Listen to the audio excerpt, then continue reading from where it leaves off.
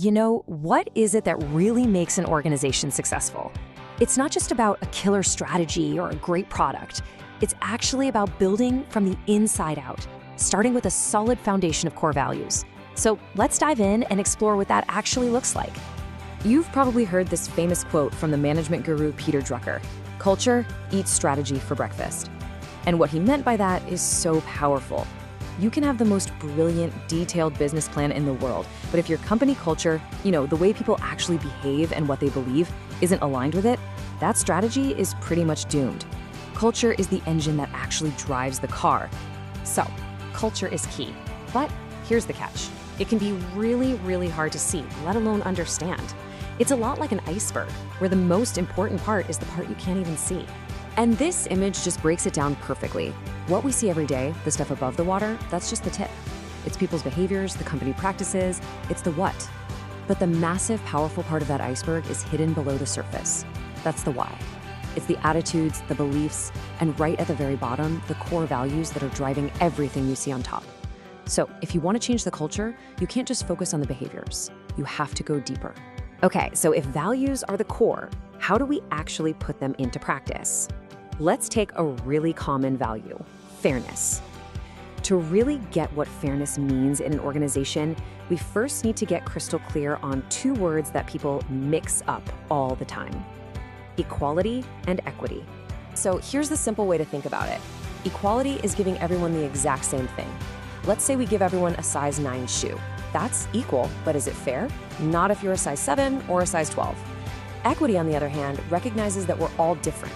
It's about giving everyone the shoe that actually fits them. The goal isn't giving everyone the same thing, it's giving everyone the same opportunity to succeed. And this visual, wow, it just explains it all so clearly. Look at the first panel, reality. The ground itself is uneven. The system is unfair from the start. So in the next panel, we try equality. We give everyone the exact same box. Seems fair, right? But look, the shortest person still can't see the game. The outcome is still unfair. Now, let's look at equity. Here, the support is given out based on who actually needs it, and boom, everyone can see that's a fair outcome. But the last panel, justice, that's the ultimate goal. What if we just removed the barrier, the fence, altogether? Now nobody needs a box because the system itself is designed to be fair for everyone from the get-go. That idea of equity is absolutely the foundation for building a fantastic team. And that brings us right to the next crucial building block: diversity. So what is diversity? Well, at its core, it's simply about the presence of difference. It's about having a mix of people with a whole range of different backgrounds and qualities. We're talking race, gender, age, abilities, different educational journeys, different ways of thinking, all of it. It's about getting all the different puzzle pieces on the table. But just having a pile of puzzle pieces doesn't mean you have a finished picture, right? You have to create an environment where all those pieces can actually connect and build something incredible. And that's where inclusivity comes in. Inclusivity is the action that makes diversity work. I love this analogy. Diversity is being invited to the party. Inclusivity is being asked to dance. See the difference? It's not just about being in the room. It's about creating a space where every single person feels welcomed, respected, and truly valued for who they are. A place where everyone feels safe enough to share their best ideas. All right, so we've talked about these big, important ideas: equity, diversity, and inclusivity. And you might be thinking, okay, this all sounds like the right thing to do. And it is, but it's also incredibly smart for business. So what's the bottom line? Why should an organization pour its time and energy into all of this? Well, the results really do speak for themselves. First off, innovation and creativity go through the roof.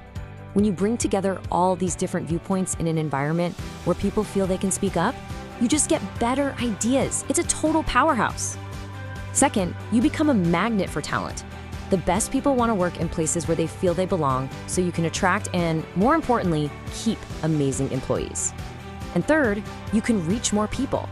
A team that actually reflects the diversity of the world is way better at understanding and connecting with customers all over the world. And that brings us right back to this powerful image of the fence. It's not just about giving people the right support so they can see over the barrier.